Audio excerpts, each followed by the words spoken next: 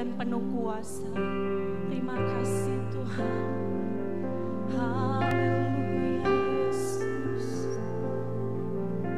Terima kasih. Dalamnya kasih-Mu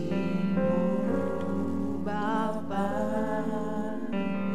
terlebih dari segalanya, pengorbanan yang sempurna selamatkanku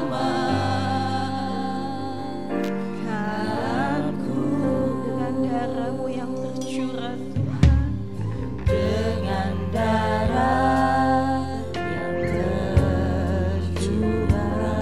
Kau mengampuni kami Bapa, atas dosa. Ku bersujud kepadamu, oh Yesusku.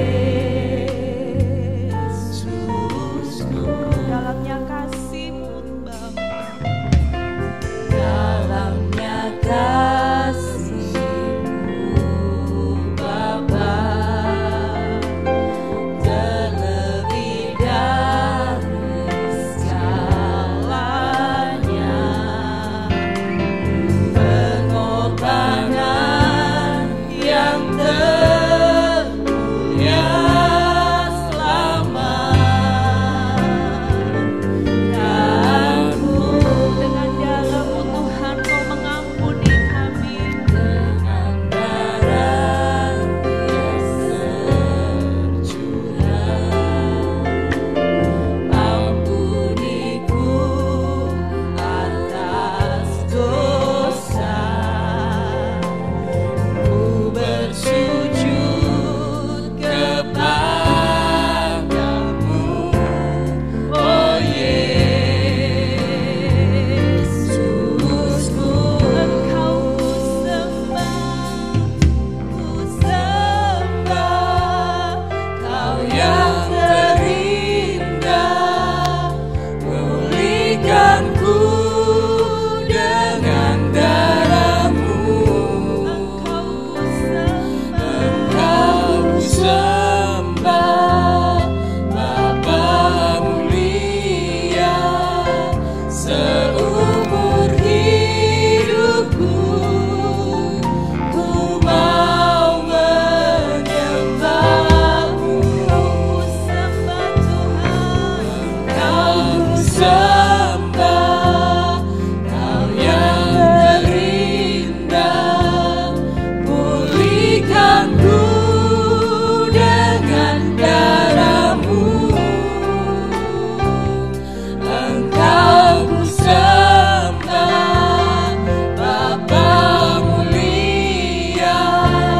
Seumur hidupku ku mau menyembah-Mu. Terima kasih dalamnya kasih-Mu Bapa, terlebih dari segalanya, pengorbanan yang termulia selamatkanku. Dengan darah Yesus, dengan darah yang tercurah. Ampuniku atas dosa. Kami mau bersujud kepadamu, bersujud kepadamu, oh Yesusku.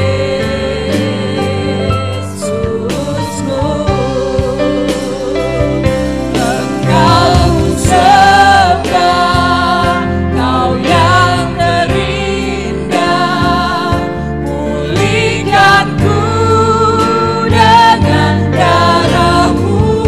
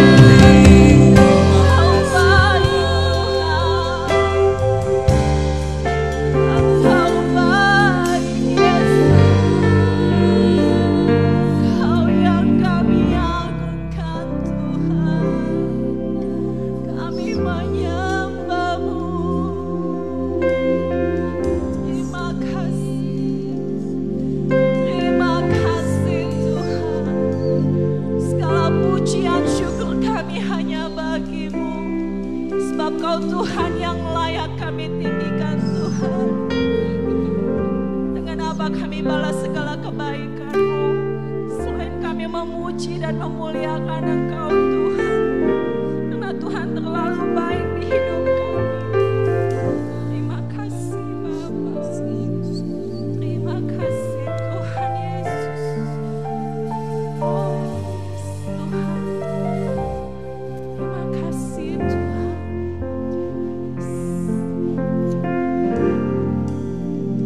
Ku sembah Engkau Yesus.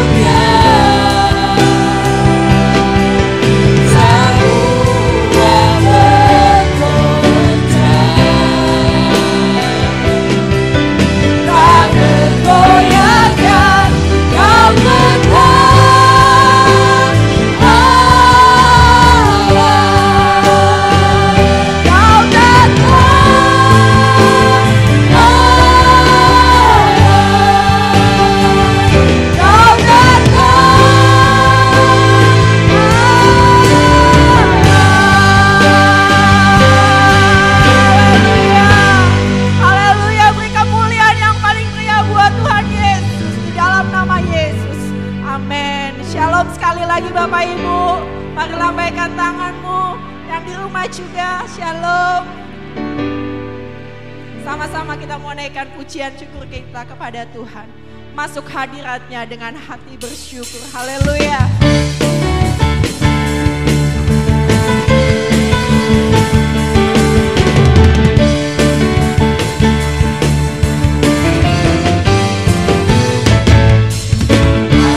Hadiratnya dengan hati bersyukur, masuk berbahagia dengan pujian, bermasmur bahagia, nyanyikan pujian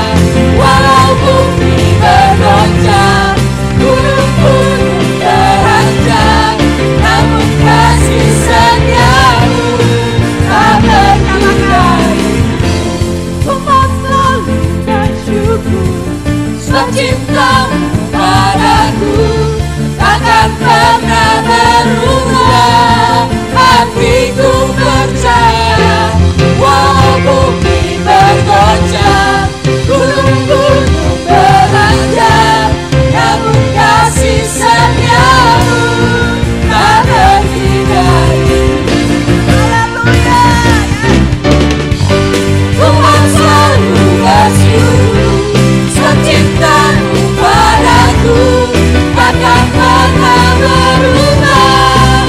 Hatiku percaya, walau bumi bergoncang, gunung-gunung beranjak, namun kasih setiamu tak pergi dariku. Kasih setiamu tak pergi dariku. Kasih setiamu tak pergi dariku. Kasih setiamu tak pergi dariku. Haleluya. Amin. Jemaat Tuhan masih mau bersuka cita? Haleluya. Yang mau tetap memuji Tuhan, mari lambaikan tanganmu. Kita mau nyanyi lagi. Silakan duduk Bapak Ibu. Kita mau siapkan hati kita. Kita mau dengar kebenaran firman Tuhan. Tuhan, terima kasih Bapa. Haleluya. Banyak hal yang telah kami lewati Tuhan. Pencobaan boleh datang di dalam kehidupan kami, tapi kami tetap punya sukacita di dalam Engkau untuk melewati segala sesuatunya. Terima kasih banyak. Sungguh Tuhan, Kau satu-satunya pengharapan di dalam kehidupan kami, satu-satunya sukacita kami.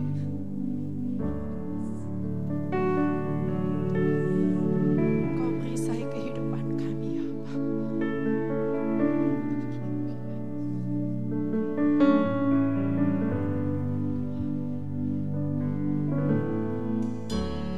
Engkaulah perisaiku saat badai hidup menerpaku. Janjimu di dalamku Kau yang puaskan setiap kami. tenangkan jiwaku. Katakan Engkaulah perisaiku. Engkaulah perisaiku saat badai hidup menerpaku. Firman-Mu di dalamku Tenangkan jiwa kami Tuhan.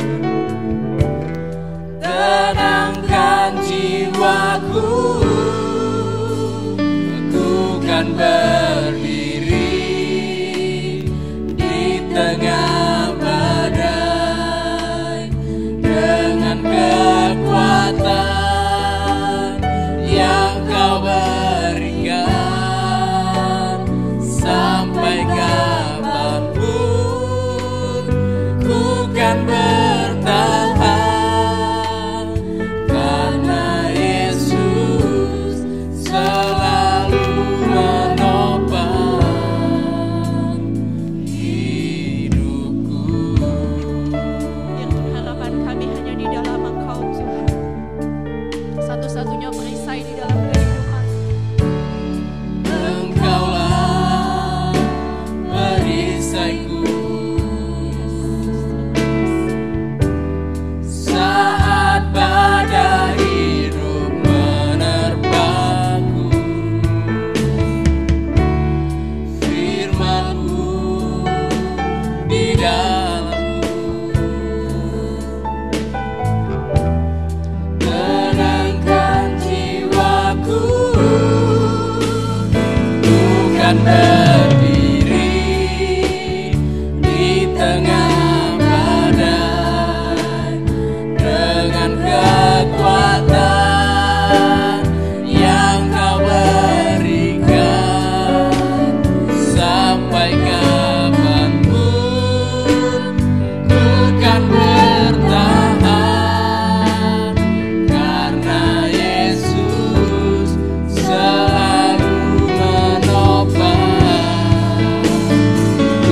kan berdiri di tengah badai dengan kekuatan yang Kau berikan. Sampai kapanpun ku kan bertahan, karena Yesus selalu menopang. Ku kan berdiri di tengah badai dengan kekuatan yang Kau berikan. Sampai kapanpun ku kan bertahan, karena Yesus selalu menopang hidupku.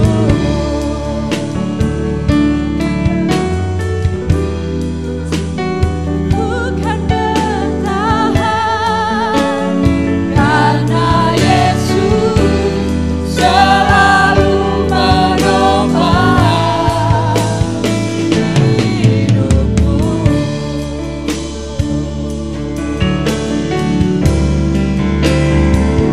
Saat badai bergelora, ku akan terbang bersamamu.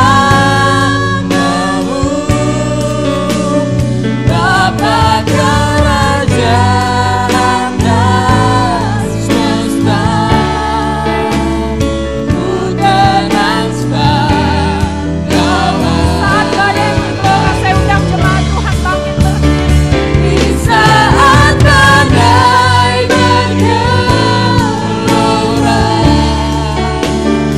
ku akan terbang bersamamu. Bapa kerajaan dan semesta, ku tenang sebab Kau Allahku. Ku tenang sebab Kau Allahku. Saya mengundang petugas doa syafaat untuk maju ke depan. Kau Allahku.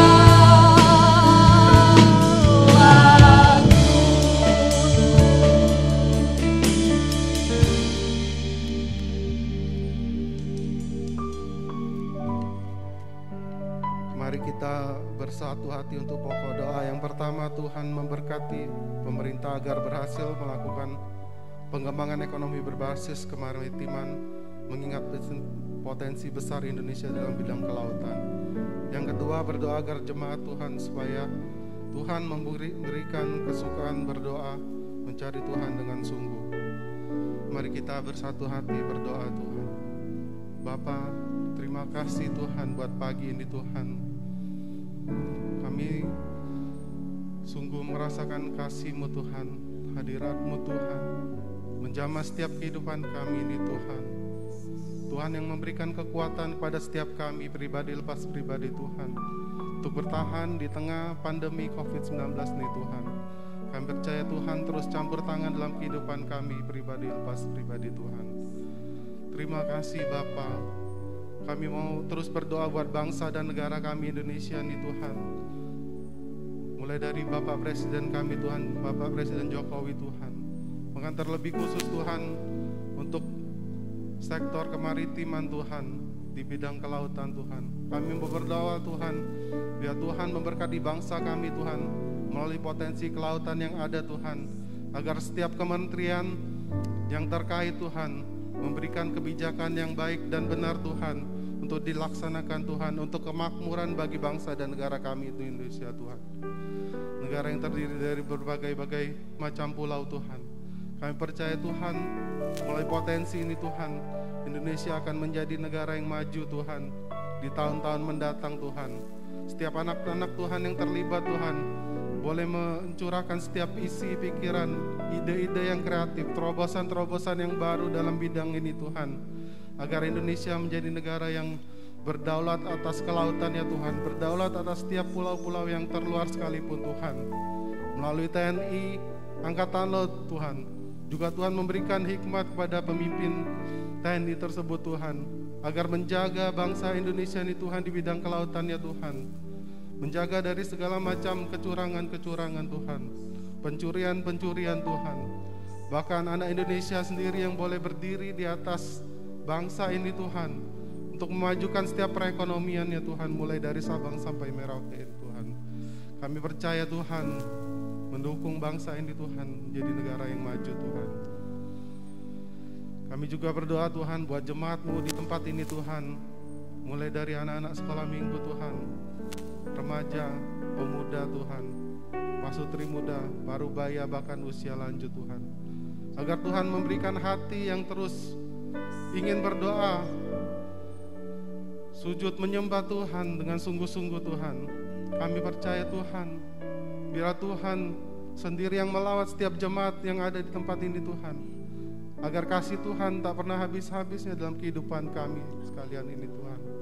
Memberkati kami sekalian Tuhan, agar tetap kuat, tetap teguh, tetap tidak goyah Tuhan terhadap apapun masalah, persoalan, pergumulan yang ada. Kami percaya Tuhan yang beri jalan keluar, Tuhan yang memberikan kesukaan yang penuh Tuhan. Setiap program-program yang diadakan oleh gereja di tempat ini Tuhan, doa di hari-hari ke depan Tuhan, biarlah Tuhan melawat setiap jemaat yang ada Tuhan, untuk ikut serta Tuhan dalam program doa bersama Roh Kudus ini Tuhan, agar terjadi lawatan Tuhan, pencurahan Roh Kudus pada setiap masing-masing pribadi di jemaat di tempat ini Tuhan. Kami percaya Tuhan, tolong ketika hati kami terbuka akan Engkau Tuhan, Tuhan yang melawat menjamah setiap kehidupan kami, pribadi lepas pribadi Tuhan. Terima kasih Bapa, terima kasih Tuhan Yesus. Kami juga akan mendengar setiap kebenaran firman-Mu Tuhan. Berkati Bapak Gembala kami yang akan menyampaikannya Tuhan, agar Bapak Gembala kami boleh menyampaikan apa yang menjadi isi-Mu Tuhan, isi hati-Mu Tuhan. Kami percaya Tuhan menjamah setiap kami, agar hati kami juga terbuka untuk setiap kebenaran firman yang akan ditabur Tuhan. Memberkati di dalam nama Tuhan Yesus Kristus kami sudah berdoa, mengucap syukur. Haleluya. Amin.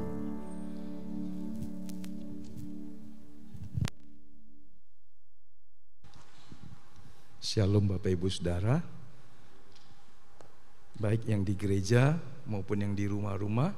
Kiranya kasih dan anugerah Tuhan turun atas kita sekalian pada pagi hari ini. Setelah libur lebaran, ya mungkin inilah kesempatan yang baik Bapak Ibu lebih banyak lagi di rumah ya. Biasanya kalau lebaran orang pada pergi semua, tapi pandemi membuat kita juga harus bertanggung jawab dengan orang lain. Puji Tuhan, sepanjang pekan ini setelah 2 hari yang lalu kita mengadakan doa pada malam hari, biasanya diambil waktu petang jam 6, tetapi karena mengingat Bapak Ibu mungkin lebih longgar kalau setelah jam 6, setelah makan malam, mengajak Bapak Ibu untuk berdoa ya, di gereja maupun juga di rumah. Meskipun di rumah juga ada tantangannya sinyal, kemudian juga mungkin ya suasananya, tetapi kalau Bapak Ibu memungkinkan untuk ke gereja, bisa berdoa di gereja, tentu dengan prokes. Nah, kenapa kita penting berdoa? Beberapa orang mungkin beranggapan atau berprinsip, apa yang saya lakukan harus mendapat imbalan atau manfaat bagi saya. Apakah manfaat seorang berdoa? Mungkin secara kasat mata dan seketika kita tidak mendapatkan imbal baliknya.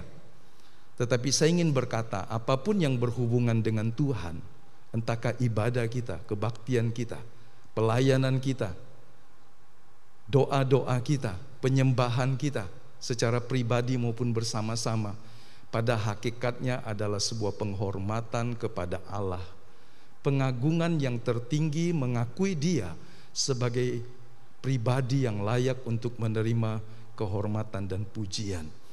Jadi jangan bertransaksi dalam setiap hal yang terhubung dengan Tuhan, Tetapi jika kita bisa mempersembahkan pujian, waktu, hidup kita sepenuhnya bagi Tuhan, itu sebuah kehormatan yang luar biasa. Karena Allah tidak meminta pujian pengagungan karena dia kurang terpuji, kurang mulia. Tetapi dia menyelamatkan kita, menebus kita, dan telah melakukan semua yang terbaik yang pernah dibayangkan dan diharapkan oleh anak manusia. Dan dia telah memberikan semuanya bagi kita, sehingga kita datang berdoa, memuji, menyembah atau berbakti, karena kita mengakui dia baik. Dia telah memberkati kita, dia telah menyelamatkan kita, dan memberi waktu, memberikan hati dan hidup kita dalam persekutuan dengan Tuhan adalah satu hal yang sangat pantas. Sebagai ukuran kita tahu berterima kasih kepada Tuhan. Mari gunakan kesempatan setiap pagi Anda waktu berdoa.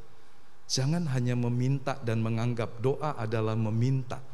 Itu sebuah konsep orang-orang Kristen yang kekanak-kanakan.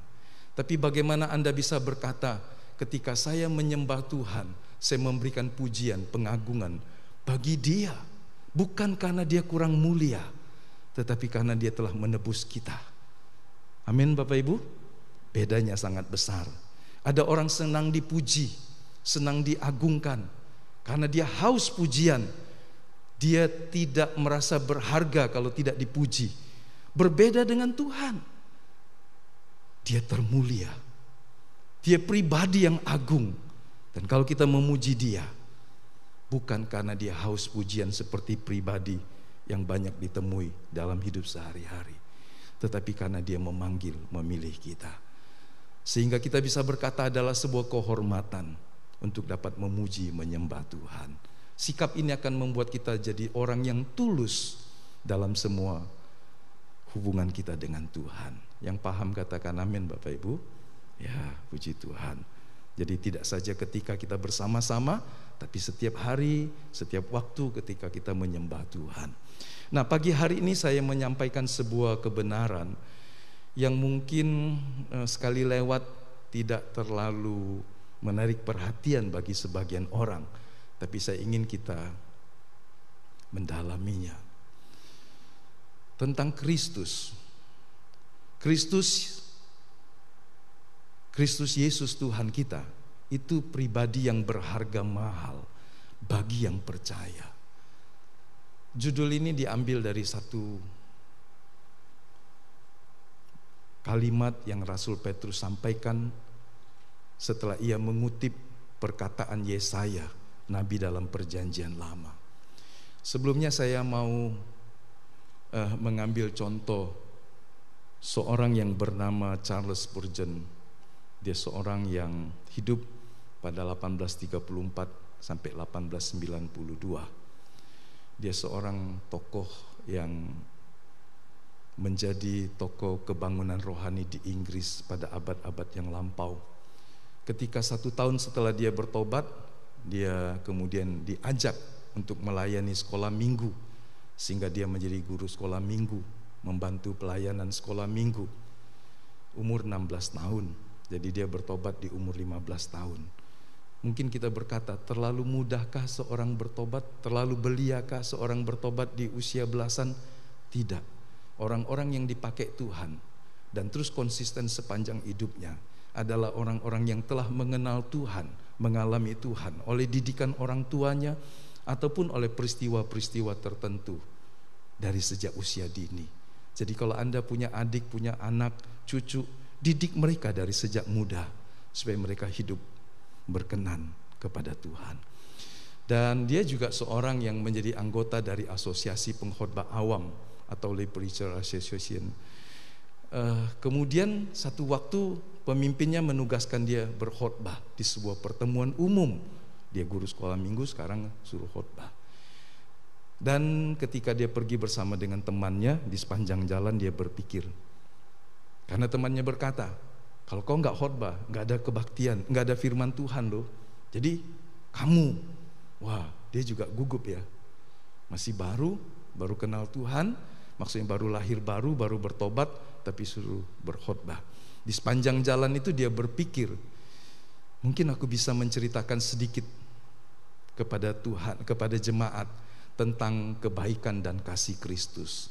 Dari mana dia mendapat inspirasi ini? Dari bacaan yang dia baca dari 1 Petrus pasal 2, bagian pertama kalimatnya berbunyi, karena itu bagi kamu yang percaya, ia mahal. Wah, kalimat ini merasuk pikirannya, kalimat ini memenuhi hatinya. Kristus begitu berharga, Kristus begitu mahal, tapi hanya bagi orang yang percaya. Di sepanjang jalan, di tengah segala grogi dan nervousnya, dia dipenuhi dengan kalimat-kalimat firman ini. Dan ketika dia berdiri, dia dalam sedikit gugup yang harus dia sampaikan. Tetapi kemudian inilah kesaksiannya. Tiba-tiba karena hatinya dipenuhi dengan perkataan-perkataan itu, kemudian dia melepaskannya. Kata-kata yang kemudian menjadi kalimat yang beruntun, bahwa Kristus sungguh berharga bagi jiwa saya, sehingga mulutku tidak dapat diam ketika Yesus yang berharga itu menjadi tema khotbah yang pertama ini. Ya. Dia ingat 1 tahun yang lalu ketika ia diperbudak oleh dosa, anak umur 15 tahun, ketika pertobatan datang, bisa mengalami keinsafan akan dosa-dosanya.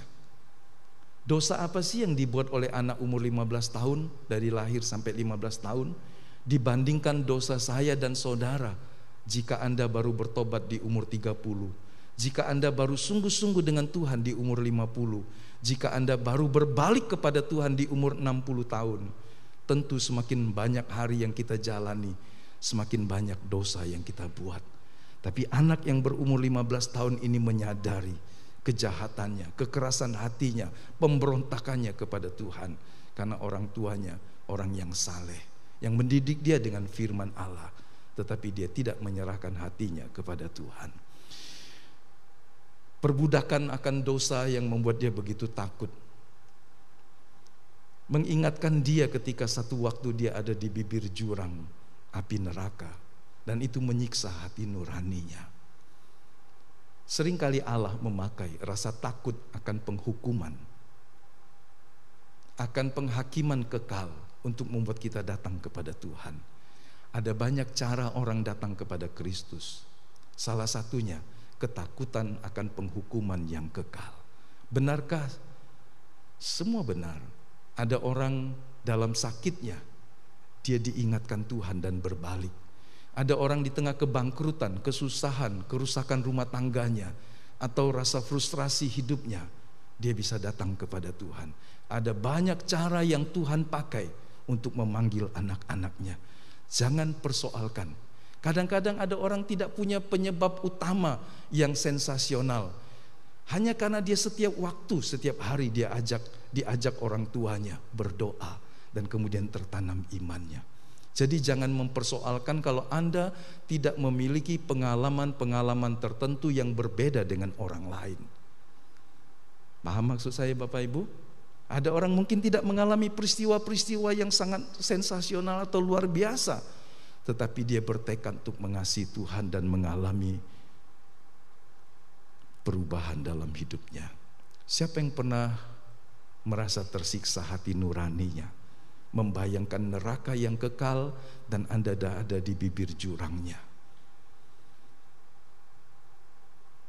Mengalami ini adalah satu hal yang baik sebagai awal untuk orang sungguh-sungguh datang kepada Tuhan. Dia pernah merasakan hal itu, bahwa dia akan segera jatuh ke dalam api yang kekal itu, sehingga ketakutan dan kengerian ini membuat dia datang kepada Tuhan, menyerahkan hidupnya. Jadi ingatan akan kengerian saat dia berbicara tentang pertobatan yang dialami membuat bibir lidahnya lancar berbicara tentang berharganya Yesus bagi dirinya.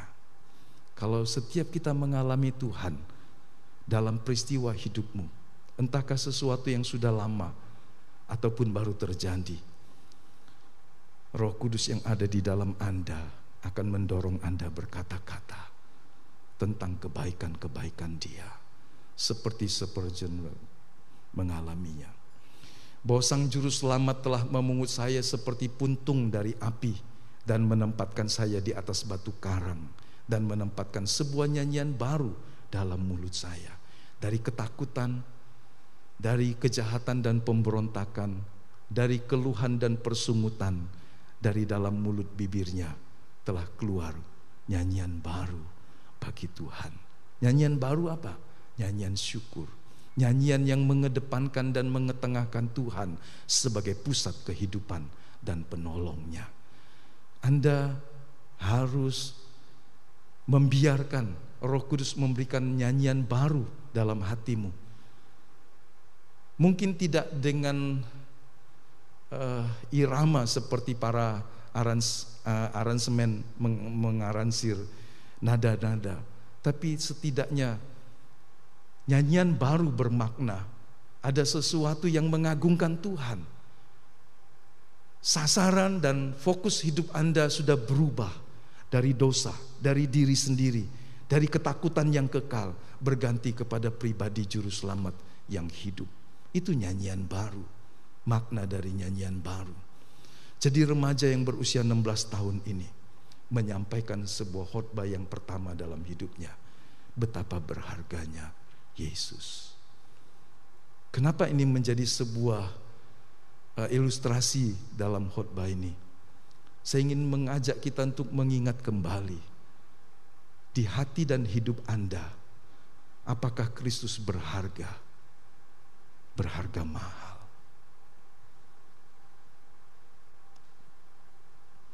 Apakah kalimat seperti ini bisa muncul dari anak remaja hari-hari ini? Apa yang paling berharga dalam hidup mereka?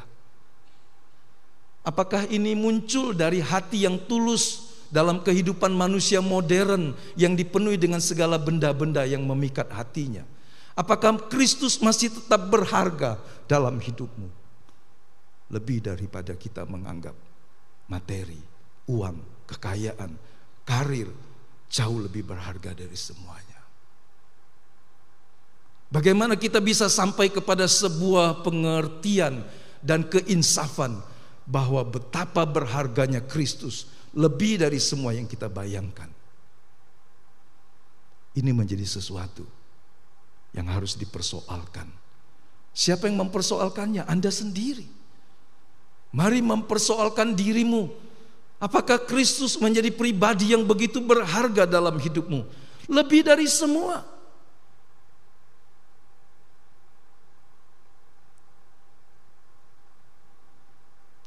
Supaya jangan sampai kita menjadi orang yang kehilangan sesuatu yang paling berharga. Biasanya hal yang paling berharga baru dirasakan berharga, bernilai kalau dia hilang. Siapa yang pernah kehilangan sesuatu yang tadinya mungkin tidak terlalu istimewa, tidak terlalu dianggap penting, tetapi begitu dia terhilang dari pandangan saudara, dari pelukan, dari genggaman, dari tangan saudara, baru Anda berasa, wah ini penting bagi saya. Memang beberapa hal seringkali hilang dalam hidup kita dan kita berkata nggak ada apa-apanya, biasa saja. Tetapi ada hal-hal tertentu yang ketika dia hilang dari kita, dia begitu membuat kita merasa kehilangan yang besar. Barang berharga mahal seringkali tidak dihargai pada waktu kita memilikinya. Baru ketika Anda kehilangan hal itu, Anda akan berkata, ternyata hal yang paling berharga telah hilang dari dalam hidup kita. Apa yang paling berharga dari anak-anak gadis remaja? Mungkin orang berkata virginitas, keperawanan. Tetapi apakah itu akan dihargai ketika mereka dimabuk oleh asmara? Apa yang paling berharga bagi anak remaja perjaka? Keperjakaannya, kesuciannya. Apakah itu masih berharga ketika itu hilang? Kesucian hidup seorang pria dan wanita, apakah itu menjadi sesuatu yang berharga? Dia baru kelihatan berharga ketika Anda berkata, mahkota yang paling berharga dalam hidup saya, kesucian entahkah pria wanita, dewasa maupun remaja, telah hilang dari saya. Apa yang bisa didapat? Penyesalan.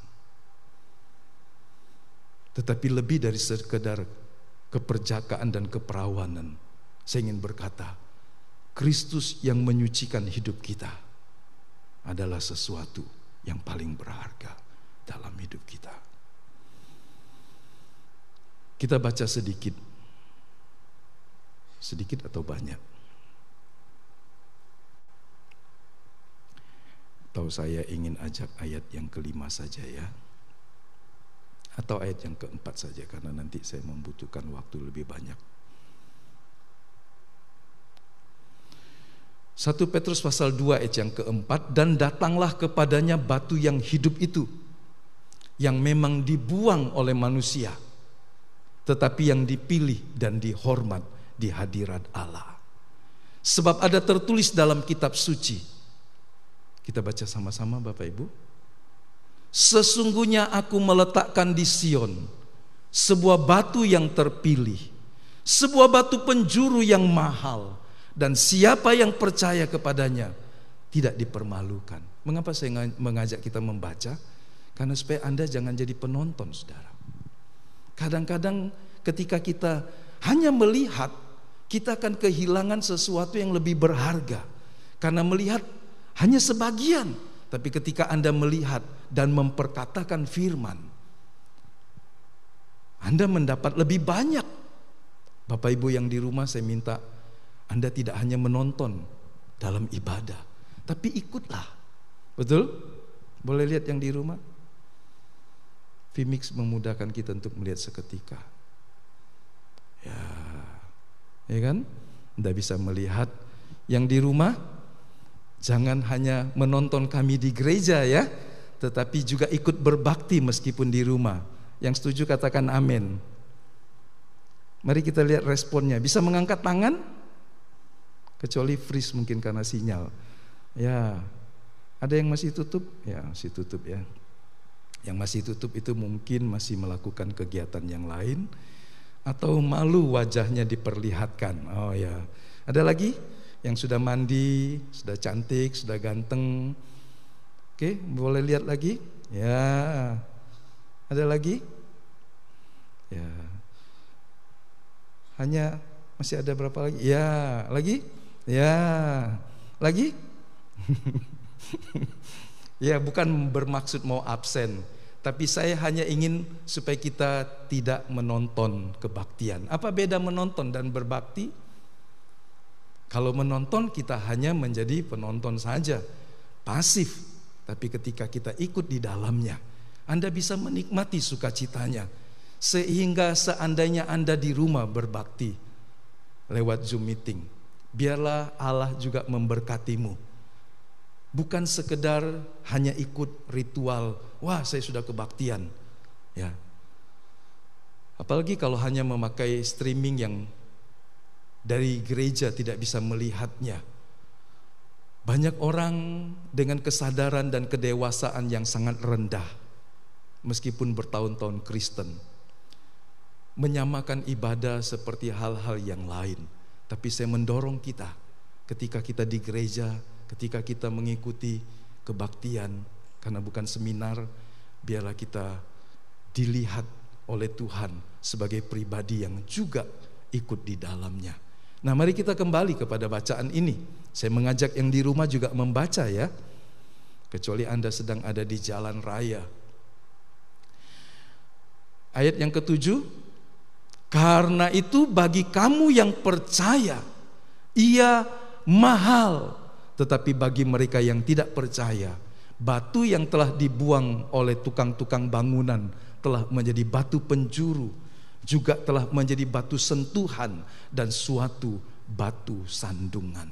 Perhatikan ketika Petrus mengutip kalimat yang diucapkan Yesaya tentang Mesias itu, maka Petrus dengan inspirasi Roh Kudus menekankan beberapa hal, bahwa Di Sion Allah telah meletakkan batu yang terpilih, sebuah batu penjuru yang mahal. Dan siapa yang percaya kepadanya tidak akan dipermalukan. Dan inilah tambahannya, karena itu bagi kamu yang percaya, ia mahal. Bagi saya yang percaya, katakan, ia mahal. Katakan dengan jiwamu, bagi saya yang percaya, Kristus itu berharga mahal. Mungkin ia dibuang oleh tukang bangunan. Bagaimana mungkin tukang bangunan tidak bisa membedakan batu penjuru atau batu utama, seperti gambar yang awal tadi. Batu yang menjadi sebuah penopang terhadap batu-batu yang lain, bahkan terhadap struktur, karena belum ditemukan cara membangun seperti sekarang. Dan orang menggunakan batu yang terpilih, batu yang dianggap paling kuat dan kokoh untuk menjadi batu utama dari setiap sebuah bangunan. Jadi dalam setiap bangunan di masa kuno selalu ada yang disebut batu utama. Dan Kristus adalah batu utama. Dia batu penjuru, the cornerstone. Tetapi bukan saja batu penjuru yang mati, dia hidup. Bagaimana mungkin tukang bangunan membuang batu yang dianggap tidak bernilai, kecuali satu, karena kuasa kegelapan telah membutakan mata hatinya. Kita tidak bicara tentang orang awam yang membuang batu penjuru, tetapi Alkitab berkata tukang bangunan telah membuang batu itu. Batu yang telah dibuang oleh tukang-tukang bangunan telah menjadi batu penjuru. Kadang-kadang orang Kristen juga membuang batu penjuru ini dalam hidupnya. Dia membuang Kristus karena menganggap Kristus tidak berharga. Karena ada yang dianggap lebih berharga dari Kristus. Pagi hari ini, biar kita kembali kepada yang esensinya. Jangan sampai kita salah melihat Kristus seperti tukang bangunan yang membuangnya karena dianggap tidak berharga. Mungkin juga kalimat berikutnya menjadi sebuah sebab. Batu yang berharga itu dibuang karena telah menjadi batu sandungan, batu sontohan, occasion, skandalion, stumbling. Kata-kata itu bermakna yang membuat orang bisa menjadi berdosa. Bagaimana mungkin Kristus bisa membuat orang berdosa? Karena mereka memikirkan hal-hal yang lahiriah. Mereka berprinsip tidak ada yang hebat, yang suci yang datang dari Galilea. Ketika mereka tahu bahwa Yesus secara lahiriah adalah anak Yusuf dan Maria, hati mereka kecewa, mereka tawar hati. Ketika Kristus tidak menjadi seperti yang mereka harapkan, Mesias yang membebaskan dari penjajahan Romawi, hati mereka kecewa. Banyak harapan yang meleset dari apa yang dibangun dari awal tentang Kristus dan Tuhan kita, membuat orang menganggap dia tidak berharga. Apa yang menjadi harapan Anda tentang Kristus?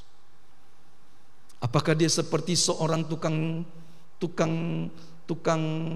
apa? Seperti lampu Aladin yang digosok, kemudian saudara berkata, Tuhan, buatkan ini saya sesuatu, dan kemudian bim salabim jadi. Wah, kita berkata, Tuhan gue hebat. Kita minta sesuatu dan dia akan memberikan dengan ajaib, tanpa proses. Dan kita berkata, Tuhan gue hebat. Apakah kita berharap Yesus seperti sebuah kulkas yang penuh dengan barang-barang yang kita butuhkan?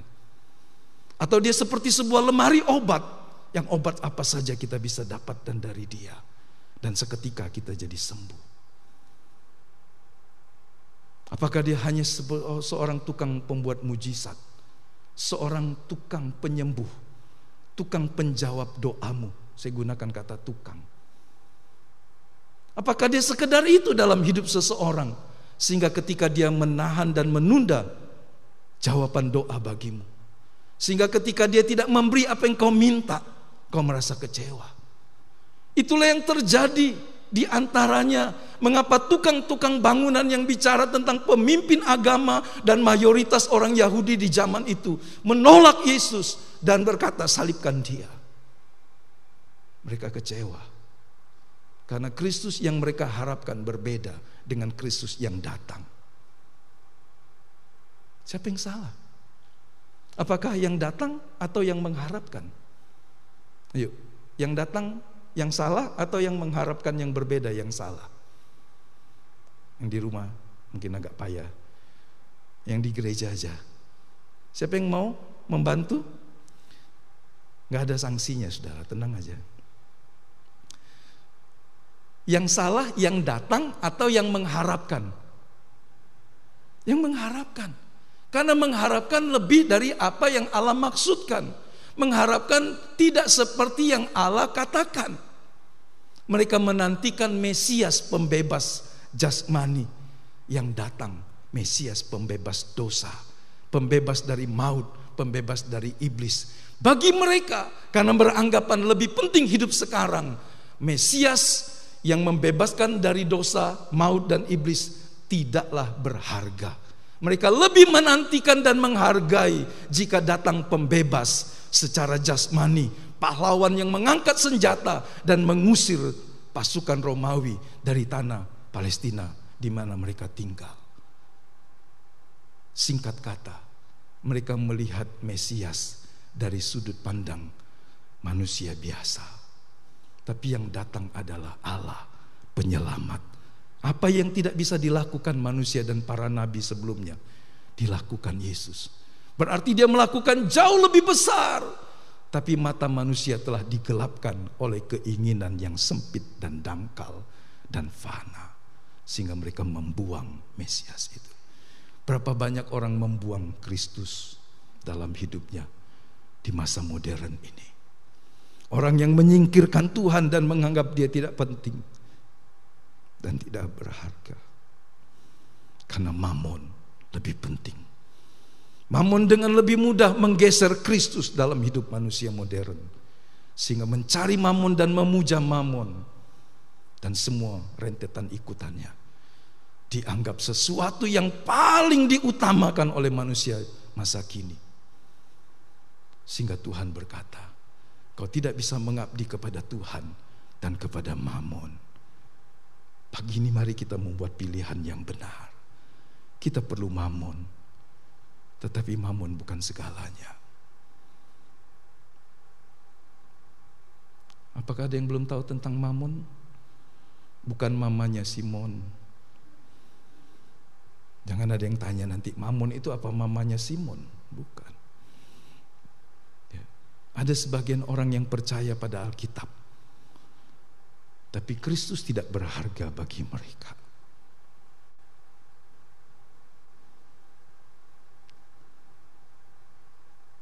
Tapi jangan kita berkata tentang mereka. Mari kalimat ini kita sandang kepada diri kita sendiri. Anda percaya pada Alkitab, puji Tuhan. Amin. Apakah Kristus juga berharga bagimu? Amin. Amin. Gak ada orang di gereja. Gak ada, cuma 2 orang.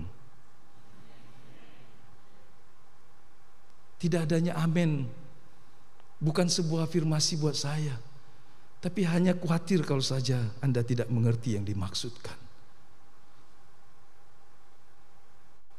Jangan sampai kita yang di ruangan ini maupun yang di rumah, yang mendengar kalimat ini percaya kepada Kristus, percaya kepada Alkitab, tapi tidak menghargai Dia. Karena percaya yang keliru. Bisakah percaya yang keliru? Bisa. Karena mempercayai Kristus seperti para orang Farisi dan pemimpin agama di masa itu.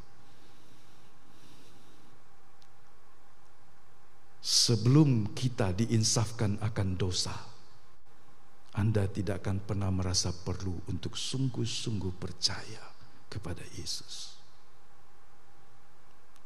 Charles Spurgeon mengalami pertobatan karena dia seperti dibawa ke jurang neraka yang kekal dan hampir jatuh. Dan dia berseru kepada Tuhan. Saya percaya ini bukan saja pengalaman dia seorang, tetapi ini pengalaman setiap orang ketika Anda dalam hidupmu menyadari dosa membuat Anda akan terseret ke dalam jurang neraka yang kekal. Dan saat itulah Anda berkata, hanya Tuhan yang bisa menolong saya. Tanpa mengalami pengalaman atau peristiwa ini, kekristenan menjadi sebuah kekristenan tanpa Kristus yang berharga. Itu sebabnya mengapa banyak orang meninggalkan gereja, meninggalkan Tuhan, ketika hal-hal yang lebih menarik dalam hidup di bumi ini menggoda mereka. Mengapa begitu banyak orang dengan mudah meninggalkan kesetiaan dan ketulusannya kepada Tuhan? Karena mungkin saja mereka tidak mengalami fase ini. Keinsafan oleh Roh Kudus tentang dosa-dosanya. Dia hanya beragama. Dia hanya menjadi kumpulan dari orang Kristen yang melakukan ritual agama, tapi tidak mengalami Kristus dan pertobatan dalam hidupnya. Saya mengajak kita untuk merenungkan ini dalam hidup kita. Bahkan jika keinsafan akan dosa tidak terjadi dalam hidup seseorang, dia akan menyembunyikan wajahnya dari hadapan Tuhan. Kalau orang menjauh menyembunyikan wajahnya dari hadapan Tuhan, dengan sendirinya orang itu tidak akan menghargai Tuhan.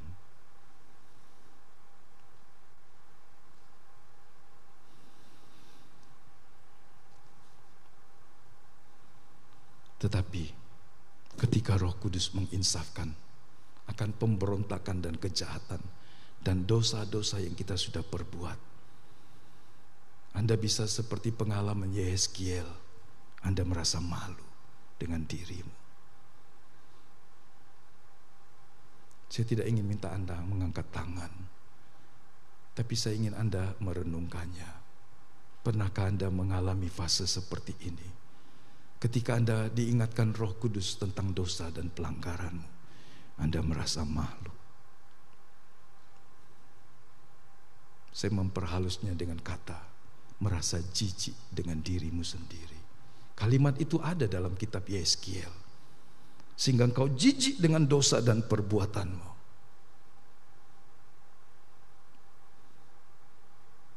Sebelum sampai kepada fase seperti ini, kekristenan seseorang tidak akan mengubah hidupnya. Itulah jawabannya mengapa banyak orang ke gereja tapi tidak mengalami Kristus dan bertumbuh. Dan ketika aniaya, ketika tantangan atau tawaran hal yang menggiurkan datang, dengan mudahnya mereka meninggalkan Kristus. 4 jenis tanah yang Tuhan contohkan tentang benih yang ditabur di atasnya menjelaskan itu. Setelah kita mengalami keinsafan, ketika kita merasa malu dengan dosa yang kita perbuat, ketika kita berkata, aku manusia celaka, seperti kata Rasul Paulus, siapa yang bisa menolong aku? Kecuali Kristus yang telah mati menebus dosaku dan berkata, mari datang kepadaku anakku, aku akan memulihkan, aku akan mengampuni dosa-dosamu. Anda harus sampai datang pada peristiwa ini, pengalaman seperti ini. Dan ini bukan sesuatu yang direkayasa. Tapi sebelum Anda sampai pada pengalaman ini,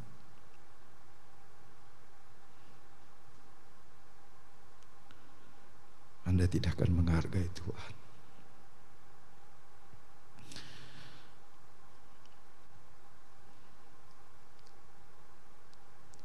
Keyakinan yang benar adalah ketika seseorang percaya kepada Yesus dan menyerahkan dirinya kepadanya. Saya percaya kepada pribadi yang mulia itu dan kerinduan sepenuhnya. Percaya di dalam Dia dan percaya kepada Dia. Maka seperti juga kata Charles Spurgeon, dia akan menjadi berharga bagi Anda melebihi apapun. Amin. Dia dia baru menjadi berharga. Kalau Anda telah mengalami pertobatan sejati. Bagian yang kedua, mengapa Kristus begitu berharga mahal bagi yang percaya? Kata mahal dari bahasa Yunaninya adalah timi atau dibahasakan timai. Ini berarti berharga, mahal dan tidak bernilai, tidak ternilai. Beda ya, tidak bernilai itu berarti tidak berharga. Tapi tidak ternilai berarti terlalu mahal.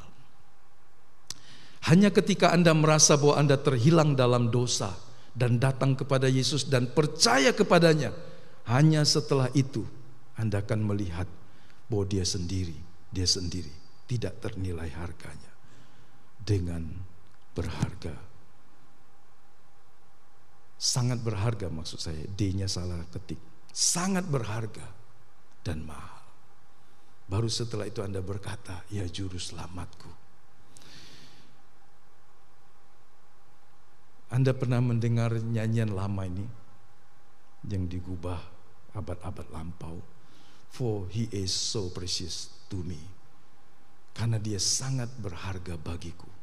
Ini nyanyian yang menjadi indah ketika keluar dari lubuk hati orang-orang yang telah mengalami pertobatan karena keinsafan akan dosanya. Ini nyanyian menjadi sesuatu yang akan muncul dari hatimu ketika Anda mengalami percaya yang sungguh dan pertobatan karena penyucian dan pengampunan dosa. Saya kutip beberapa kalimat lirik. Betapa berharganya Yesus, juru selamat dan rajaku.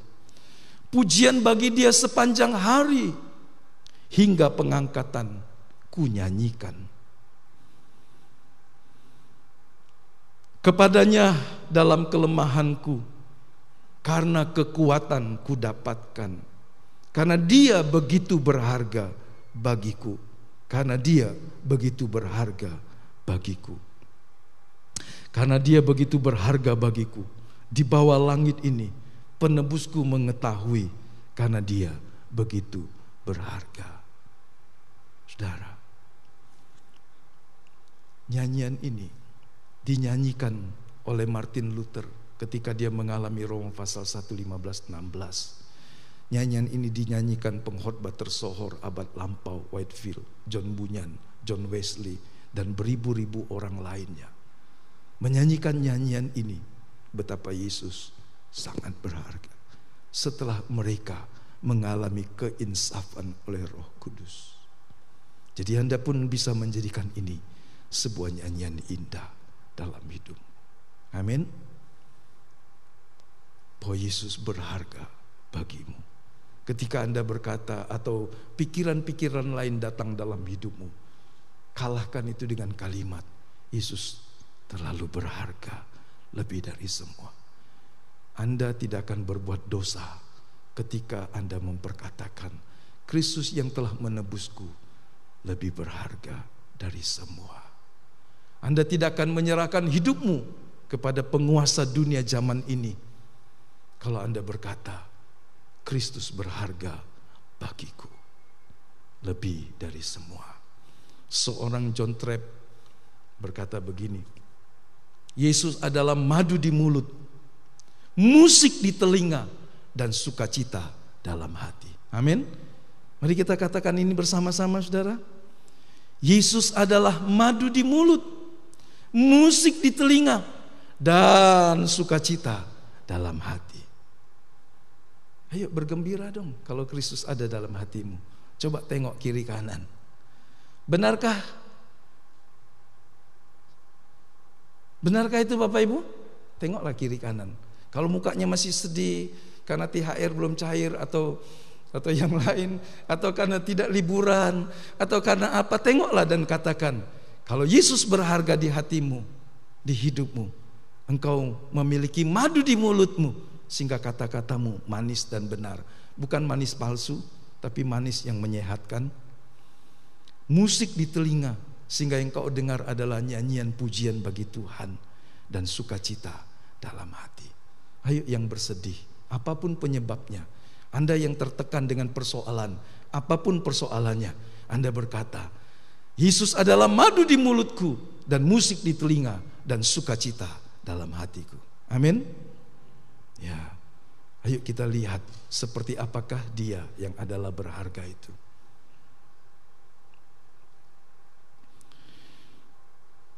Kolose menyingkapkan keutamaan Kristus.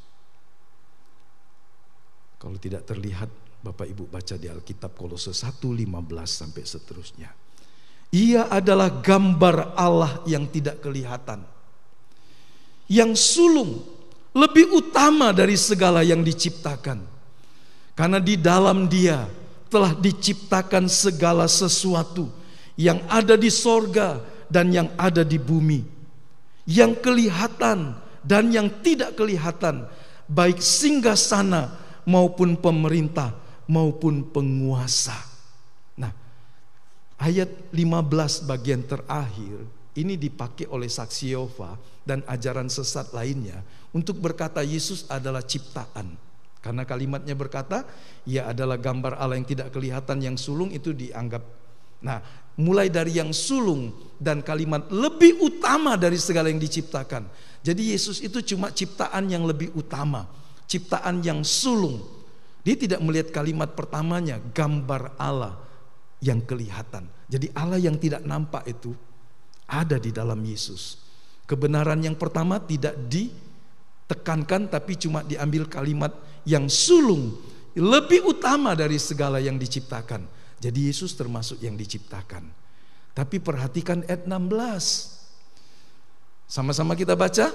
Karena di dalam Dialah telah diciptakan segala sesuatu yang ada di sorga, yang ada di bumi, yang kelihatan dan yang tidak kelihatan, baik singgasana maupun kerajaan, baik pemerintah maupun penguasa.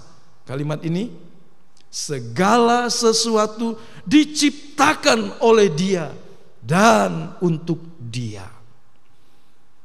Ia ada terlebih dahulu dari segala sesuatu, dan segala sesuatu ada di dalam Dia. Ia adalah kepala tubuh, yaitu jemaat. Ialah yang pertama bangkit dari antara orang mati, sehingga Ia lebih utama dari segala sesuatu. Ayat 19. Karena seluruh kepenuhan Allah berkenan diam di dalam Dia. Dan oleh Dialah Allah memperdamaikan segala sesuatu dengan dirinya, baik yang ada di bumi maupun yang ada di sorga, sesudah Ia mengadakan pendamaian oleh darah salib Kristus. Kalau ada orang, apapun latar belakangnya, mempersoalkan keilahian dan keutamaan Kristus, Anda bisa membukakan Kolose 1 15 sampai 19 sampai 20 ini. Kalau ada orang yang meragukan Dia bukan Tuhan, Dia bukan Allah, silakan saja. Tapi Anda tidak boleh ragu. Dia berharga karena Dialah yang lebih utama dari segala sesuatu. Segala kepenuhan Allah ada di dalam Dia. Kalau kita lanjutkan, apa yang tidak nampak itu ada di dalam Dia yang nampak. Jadi Anda tidak memerlukan peneguhan yang lain lagi, karena Kristus lebih utama dari semuanya, dan Dialah pencipta. Jadi kita bisa berkata Yesus Kristus itu berharga dalam segala hal.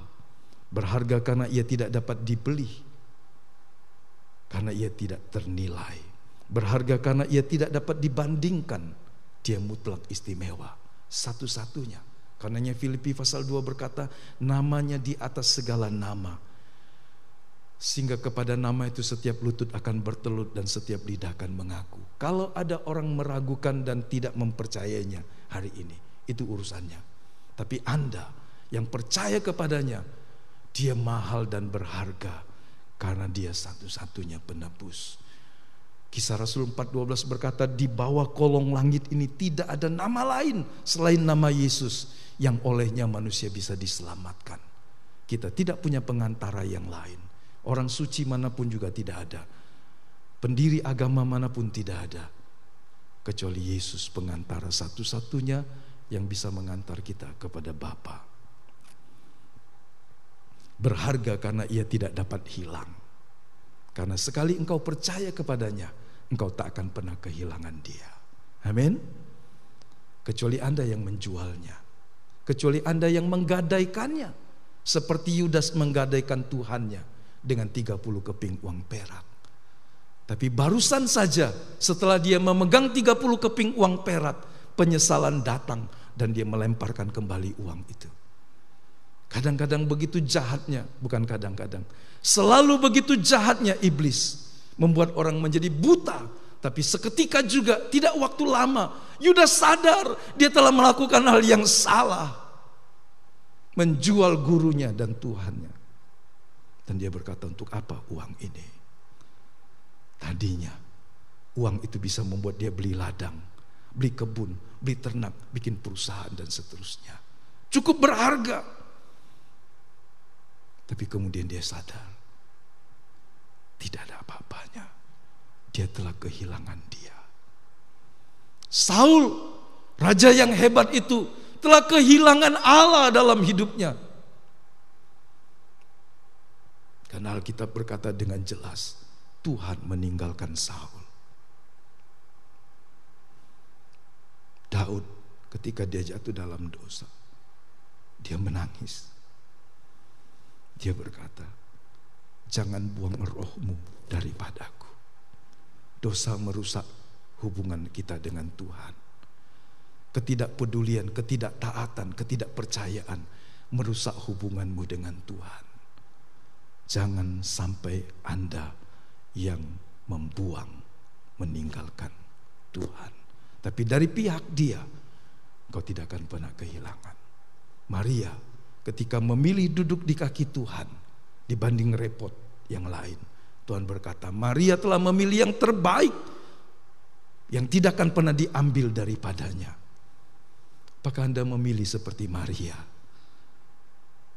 Sehingga Tuhan berkata, kau memilih yang terbaik yang tidak akan pernah terambil daripadamu. Dia berharga karena ia tidak dapat dibinasakan. Orang bisa menghancurkan gereja, gedung gereja, tapi orang tidak bisa menghancurkan Tuhan yang menguasai kehidupanmu. Tubuh mungkin bisa mati karena sakit, karena kecelakaan, karena aniaya, karena kekerasan dan seterusnya. Tapi Tuhanmu tidak akan pernah hilang daripadamu. Ingat tentang William Rembrandt, orang yang belasan tahun di penjara, diindoktrinasi untuk meninggalkan Tuhan, sehingga dia lupa Alkitab, dia lupa tentang teologi, dia lupa dia seorang pendeta yang sekolah teologi. Tapi satu hal yang dia tidak pernah lupa, Yesus mengasihinya. Selama Anda tidak membuang dan meninggalkan dia dan mau bersama dengan dia, dia memelihara hidupmu. Dan yang terakhir, dia berharga karena apa yang sedang dia lakukan bagi kita. Tetapi oleh dia kamu berada dalam Kristus Yesus, yang oleh Allah telah menjadi hikmat bagi kita. Saya ajak kita membaca lagi. Ia membenarkan dan menguduskan dan menebus kita. Karena itu seperti ada tertulis, barang siapa yang bermegah, hendaklah ia bermegah di dalam Tuhan. Amin. Jangan bermegah dalam dirimu, jangan bermegah dalam kekayaanmu, jangan bermegah dalam jabatanmu, pangkatmu dan semuamu. Bermegahlah di dalam Kristus yang telah mengangkat engkau dan menjadikan engkau memiliki hal yang paling berharga. Rasul Paulus mengatakan dalam 2 Korintus 9 ayat yang ke-15, syukur kepada Allah karena karunia-Nya yang tak terkatakan itu.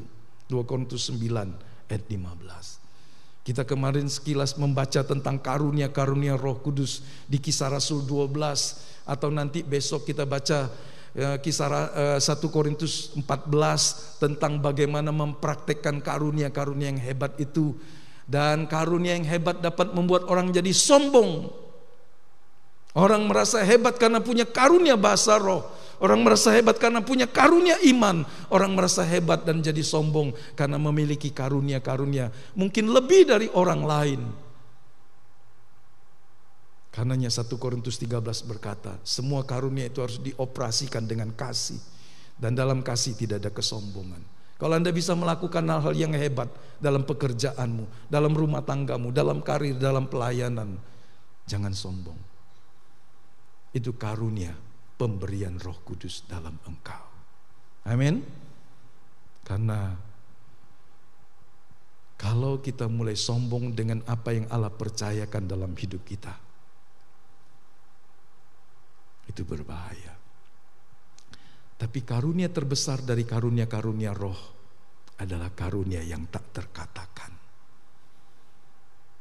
Anda mungkin tidak punya karunia mujizat, karunia nubuat, karunia marifat, 9 karunia itu. Mungkin Anda tidak punya, mungkin. Tapi saya percaya kita punya.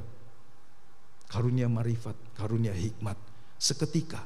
Karena ingat itu karena pemberian. Tidak bisa kita pakai seperti kita memakai sesuatu yang ada di tangan kita terus menerus. Bisa saja kita mengalami dan dipakai Tuhan untuk menyatakan karunia itu. Ada yang melekat, ada juga yang sekali waktu. Ada orang berkata, ayo panggil saya bisa melihat rumah. Apakah ini ada setannya?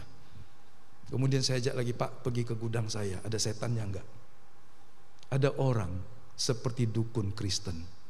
Dan banyak orang percaya kalau orang berkata orang ini punya karunia melihat. Sekali lagi, itu karunia pemberian Roh Kudus. Diberikan untuk kemuliaan Tuhan dan mengakui bahwa Yesus adalah Tuhan. Yang kedua, untuk kepentingan orang banyak. Kalau karunia itu hanya untuk kepentingan diri sendiri, telah terjadi penyalahgunaan. Dan karunia tidak boleh membuat orang merasa jadi dukun Kristen, walaupun dia pendeta. Bahasa Indonesia masa kini dari ayat ini berkata, hendaklah kita bersyukur kepada Allah Bapa atas pemberian yang luar biasa itu. Betulkah Kristus berharga bagi Anda? Amin. Mari kita bersyukur kepadanya. Unspeakable gift itu adalah hadiah yang tidak dapat sepenuhnya Anda jelaskan atau lukiskan atau ungkapkan dengan kata-kata. Tapi seberapa kita bisa mengatakannya kepada Tuhan pagi ini, mari kita bersyukur untuk karunia yang tak terkatakan itu. Mari kita berdiri. Dia berharga, dia mahal bagimu. Haleluya. Pagi hari ini, sekiranya ada sesuatu yang lebih melampaui Kristus yang berharga, maukah Anda menggeserkannya pada tangga yang lain dan meletakkan Kristus sebagai satu-satunya pribadi yang paling berharga dalam hidupmu? Karena dialah penebusmu, dialah Tuhan penyelamatmu, dialah pembelamu, dialah yang selalu ada bersama dengan engkau, bahkan ketika engkau seorang diri dan tidak ada yang menemani engkau. Di dalam perjalanan hidupmu sampai kepada kekekalan, suamimu tidak bisa bersamamu, orang tuamu tidak bisa mendampingimu, istri yang setia tidak bisa bersama dengan engkau, tapi hanya Tuhan yang bersama dengan engkau senantiasa. Jangan sampai Anda membuang dia, pribadi yang paling berharga ini, sebab Anda tidak mengerti betapa berharganya dia. Kita nyanyikan itu pujian lebih dari segalanya. Lebih dari segalanya,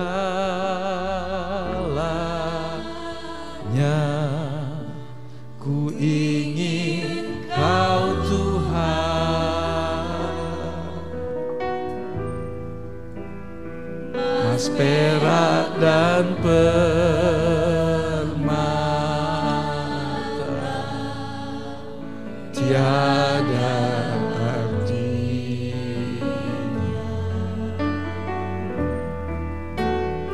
Ku ingin lebih dekat, bersekutu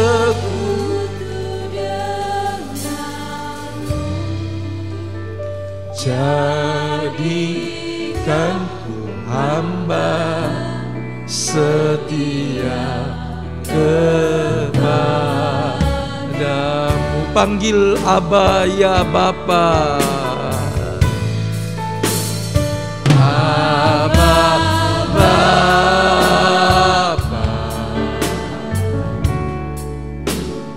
Aba Bapa. Katakan engkau segalanya bagimu.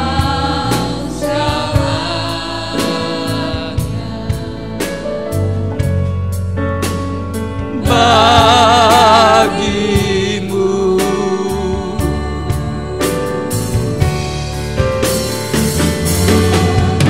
naikkan syukur padamu dengan segenap hatiku, Aba Bapa.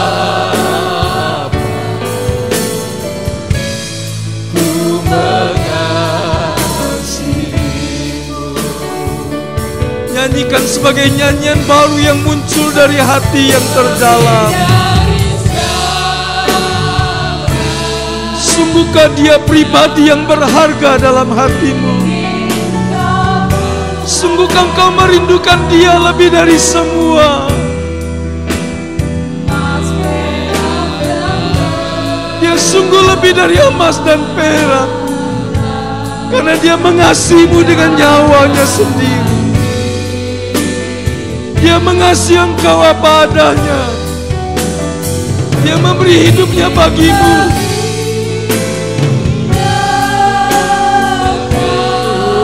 Haleluya. Untuk denganmu jadikan hamba setia.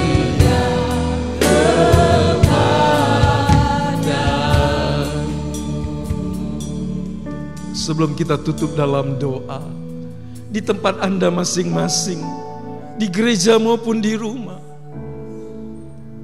mari kita mempersoalkan kepada dirimu sendiri, begitu berhargakah Yesus bagimu?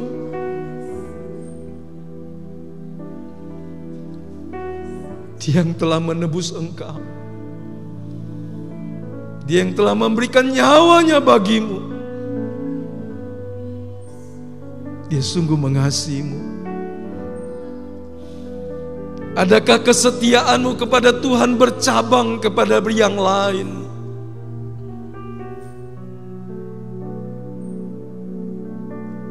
Biarlah Roh Kudus menerangi isi hati kita, pikiran kita, angan-angan kita pagi hari ini.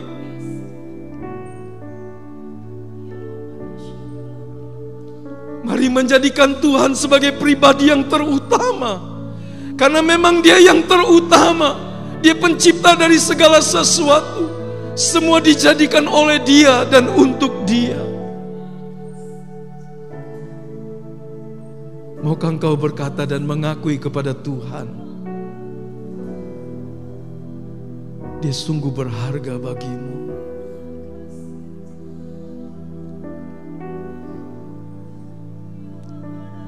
Ketika Roh Kudus mengingatkan dosa-dosamu, pelanggaranmu, tidakkah engkau merasa malu? Tidakkah engkau merasa jijik dengan dosa dan kejahatan dalam hati dan pikiranmu? Hanya Dia yang bisa menolongmu.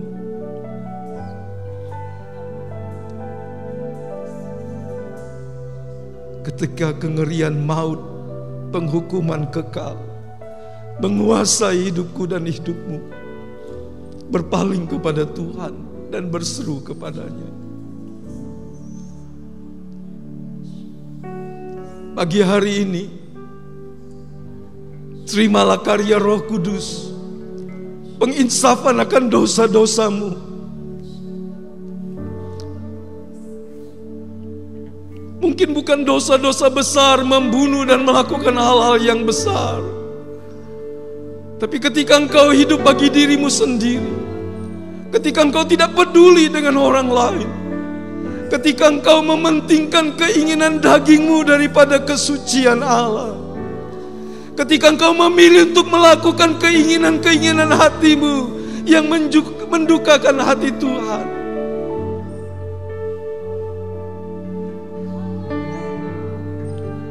Apapun yang dilakukan Roh Kudus untuk mengingatkan engkau, biarlah pagi hari ini terjadi sebuah pemberesan. Biarlah pagi hari ini terjadi sebuah pemulihan, pengudusan yang sepenuhnya. Roh, jiwa, dan tubuhmu dijadikan manusia baru di dalam Kristus.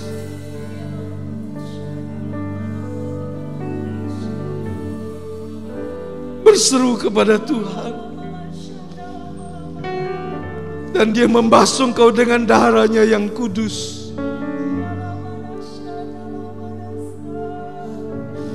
Tuhan, ini doa kami di hadapan-Mu. Engkau tahu setiap kami, Engkau tahu angan-angan dan isi hati kami, jalan-jalan hidup kami, kejahatan, pemberontakan, dan dosa kami.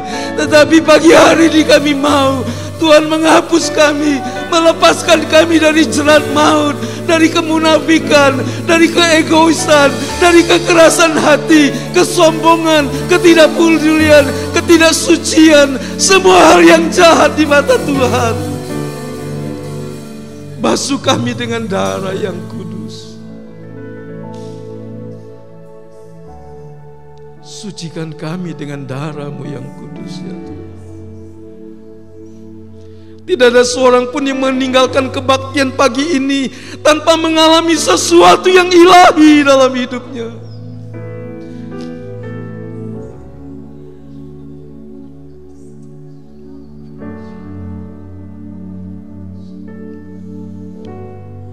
Roh Kudus, jamah kami, baharui kami senantiasa. Dalam perjalanan pengembaraan kami yang fana di bumi ini, singkat, terlalu singkat, seperti sebuah titik dalam kekekalan. Dan jangan biar seorang pun membuang batu penjuru yang mahal itu. Jangan seorang pun mengulangi lagi kesalahan para tukang yang membuang batu penjuru yang mahal itu, ya Tuhan. Jangan seorang pun di antara kami yang meremehkan batu penjuru yang mahal itu. Karena Engkau tak ternilai, ya Tuhan.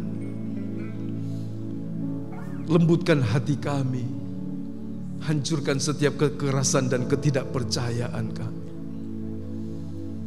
Ya Roh Kudus, ini hidup kami. Bapa,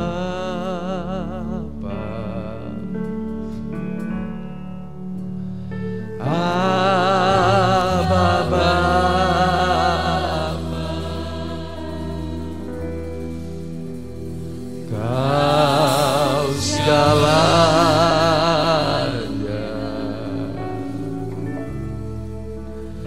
bagiku.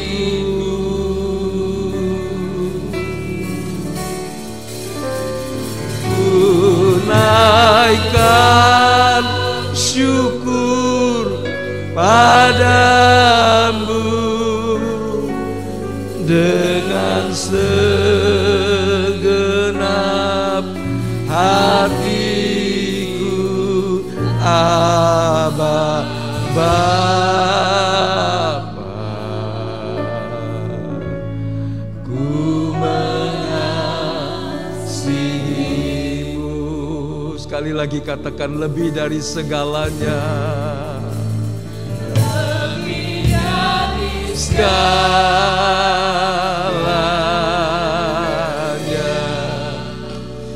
ku ingin Kau Tuhan.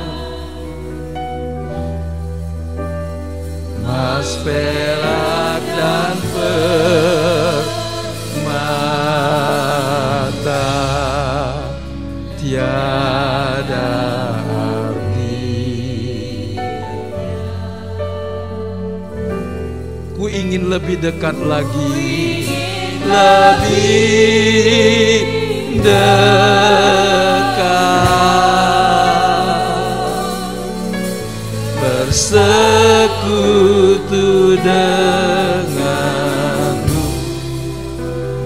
jadikan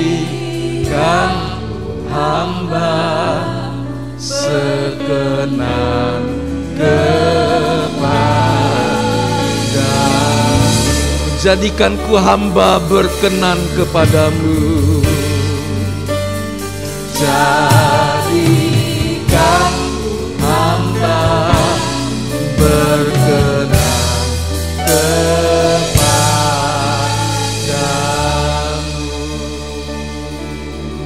Ini doa kami Bapa. Berkati kami dengan hati yang mengasihi-Mu, yang merindukan Tuhan lebih dari semua. Terima kasih banyak Bapa. Dalam sepanjang hidup kami, biarlah kami terus dibentuk menjadi hamba yang berkenan, menjadi putra-putra Allah yang dewasa untuk melakukan kehendak-Mu. Berkati para pemusik, penyanyi, multimedia, asyir, semua kami semua yang ke gereja berbakti, keselamatan, pertolongan Tuhan atas tubuh jiwa roh kami turun ke atas kami. Juga yang di rumah-rumah, Tuhan memberkati dimanapun kami berada. Kasih karunia Tuhan menyertai, kesukaan, kerinduan akan Tuhan menyalahkan hati kami. Bahkan jika ada yang suam, jika ada yang dingin, Roh Kudus menghangatkan hati kami dengan gelora surgawi, supaya kasih kepada Allah membarakan, membuat roh kami bernyala-nyala sampai Tuhan datang.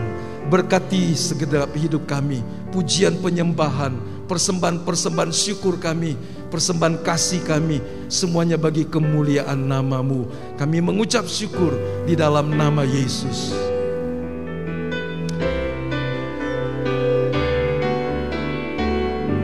Kekasih-kekasih Tuhan,